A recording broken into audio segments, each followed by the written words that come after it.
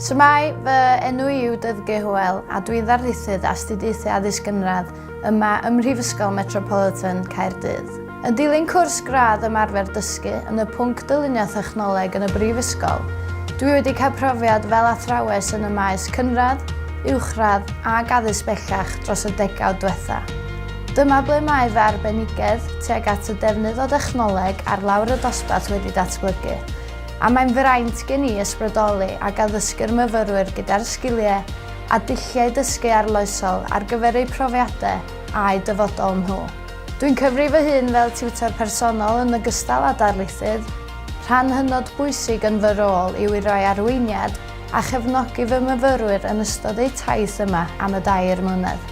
Dwi'n sicrhau bod fy myfyrwyr yn cael profiadau allgyrsiol tu allan i'r darlithoedd a'r seminarau, a'i datblygu fod yn fyfyrwyr academaidd, yn ddysgwyr ac unigolion annibynnol i sicrhau llwybrau llwyddiannus yn ei gyrfa a'u dyfodol. Dwi'n mwynhau fy swydd a'r cyfrifoldebau sydd gen i yma yn y Met fel darlithydd.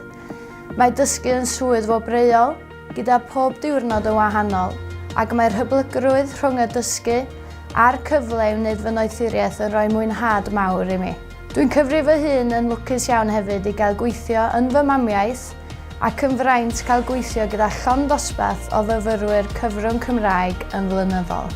Dwi o'r farn bod myfyrwyr Astudiaethau Addysg Gynradd, Mhrifysgol Metropolitan Caerdydd yn gadael gyda gradd gwerthfawr sydd wedi rhoi cyfleoedd, profiadau, gwybodaeth a dealltwriaeth angenrheidiol a pherthnasol ar gyfer y byd gwaith, yn cynnwys sgiliau rheoli amser, rheoli prosiect a chyfathrebu effeithiol sydd wedi ei datblygu fod yn unigolion annibynnol a phroffesiynol.